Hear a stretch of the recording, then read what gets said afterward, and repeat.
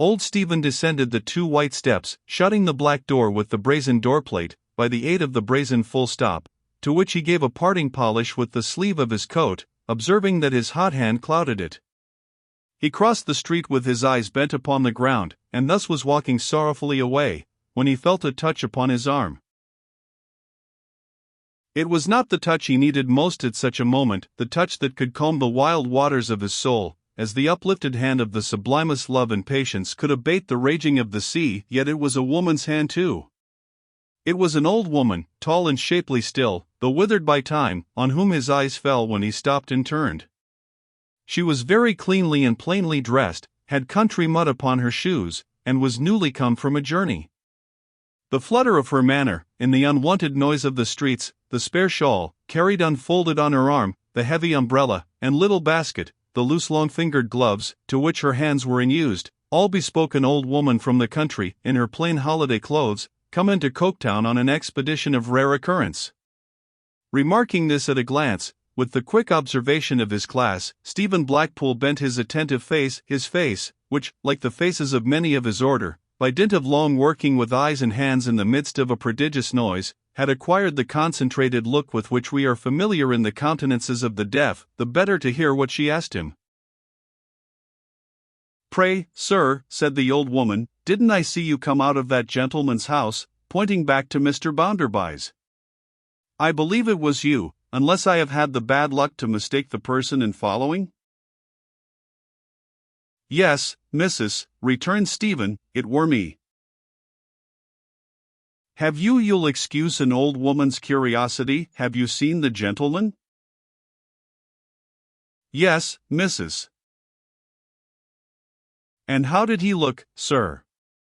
Was he portly, bold, outspoken, and hearty?" As she straightened her own figure, and held up her head in adapting her action to her words, the idea crossed Stephen that he had seen this old woman before, and had not quite liked her. "Oh yes," he returned, observing her more attentively, "he were all that." "And healthy," said the old woman, "as the fresh wind?" "Yes," returned Stephen. "He were ettn and drinking, as large and as loud as a hummaby." "Thank you," said the old woman, with infinite content. "Thank you." He certainly never had seen this old woman before. Yet there was a vague remembrance in his mind, as if he had more than once dreamed of some old woman like her. She walked along at his side, and, gently accommodating himself to her humor, he said Coketown was a busy place, was it not? To which she answered a sure.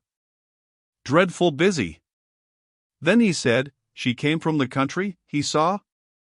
To which she answered in the affirmative. "I Parliamentary, this morning. I came 40 mile by Parliamentary this morning, and I'm going back the same 40 mile this afternoon. I walked 9 mile to the station this morning, and if I find nobody on the road to give me a lift, I shall walk the 9 mile back tonight." "That's pretty well, sir, at my age," said the chatty old woman, her eye brightening with exultation. "'Deed 'tis. Don't do too often, missus." "No, no. Once a year," she answered, shaking her head. "I spend my savings so, once every year. I come regular, to tramp about the streets, and see the gentleman." "Only to see 'em," returned Stephen. "That's enough for me," she replied, with great earnestness and interest of manner. "I ask no more. I have been standing about, on this side of the way, to see that gentleman," turning her head back towards Mr. Bounderby's again, "come out. But, he's late this year, and I have not seen him. You came out instead. Now, if I am obliged to go back without a glimpse of him, I only want a glimpse, well. I have seen you, and you have seen him, and I must make that do." Saying this, she looked at Stephen as if to fix his features in her mind, and her eye was not so bright as it had been. With a large allowance for difference of tastes, and with all submission to the patricians of Coketown, this seemed so extraordinary a source of interest to take so much trouble about, that it perplexed him. But they were passing the church now, and as his eye caught the clock, he quickened his pace. He was going to his work? The old woman said, quickening hers, too, quite easily. Yes, time was nearly out. On his telling her where he worked, the old woman became a more singular old woman than before.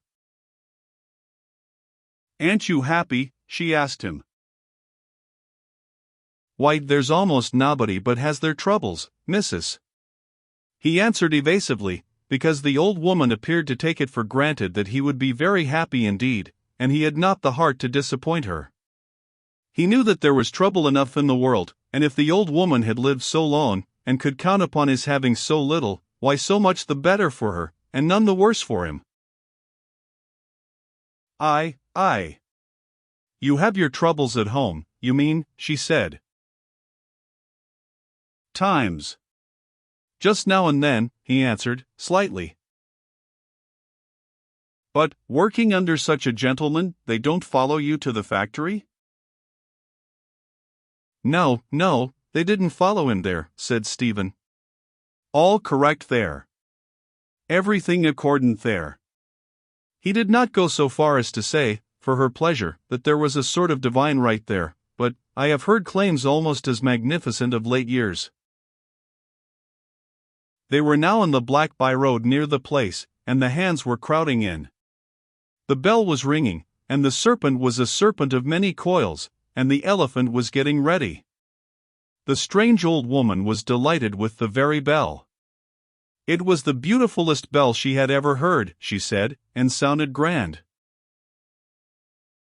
She asked him, when he stopped good-naturedly to shake hands with her before going in, how long he had worked there. 12 years, he told her. "I must kiss the hand," said she, "that has worked in this fine factory for 12 years. And she lifted it, though he would have prevented her, and put it to her lips. What harmony, besides her age and her simplicity, surrounded her, he did not know, but even in this fantastic action there was a something neither out of time nor place, a something which it seemed as if nobody else could have made as serious, or done with such a natural and touching air. He had been at his loom full half an hour, thinking about this old woman, when, having occasion to move round the loom for its adjustment, he glanced through a window which was in his corner, and saw her still looking up at the pile of building, lost in admiration. Heedless of the smoke and mud and wet, and of her 2 long journeys, she was gazing at it, as if the heavy thrum that issued from its many stories were proud music to her. She was gone by and by, and the day went after her, and the lights sprung up again, and the express whirled in full sight of the fairy palace over the arches near, little felt amid the jarring of the machinery, and scarcely heard above its crash and rattle. Long before then his thoughts had gone back to the dreary room above the little shop, and to the shameful figure heavy on the bed, but heavier on his heart. Machinery slackened, throbbing feebly like a fainting pulse, stopped. The bell again, the glare of light and heat dispelled, the factories, looming heavy in the black wet night, their tall chimneys rising up into the air like competing towers of Babel. He had spoken to Rachel only last night, it was true, and had walked with her a little way, but he had his new misfortune on him, in which no one else could give him a moment's relief, and, for the sake of it, and because he knew himself to want that softening of his anger which no voice but hers could effect, he felt he might so far disregard what she had said as to wait for her again. He waited, but she had eluded him. She was gone. On no other night in the year could he so ill have spared her patient face. Oh! Better to have no home in which to lay his head, than to have a home and dread to go to it, through such a cause. He ate and drank, for he was exhausted, but he little knew or cared what, and he wandered about in the chill rain, thinking, and brooding. No word of a new marriage had ever passed between them, but Rachel had taken great pity on him years ago, and to her alone he had opened his closed heart all this time, on the subject of his miseries, and he knew very well that if he were free to ask her, she would take him. He thought of the home he might at that moment have been seeking with pleasure and pride, of the different man he might have been that night, of the lightness then in his now heavy-laden breast, of the then restored honor, self-respect, and tranquility all torn to pieces.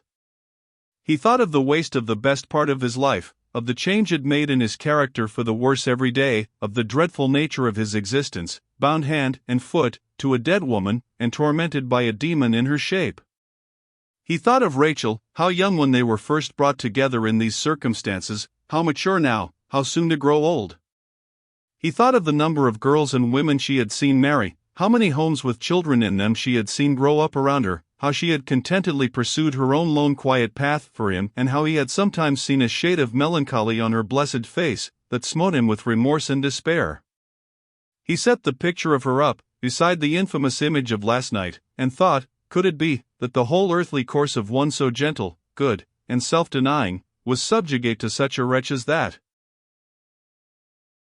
Filled with these thoughts, so filled that he had an unwholesome sense of growing larger, of being placed in some new and diseased relation towards the objects among which he passed, of seeing the iris round every misty light turn red, he went home for shelter.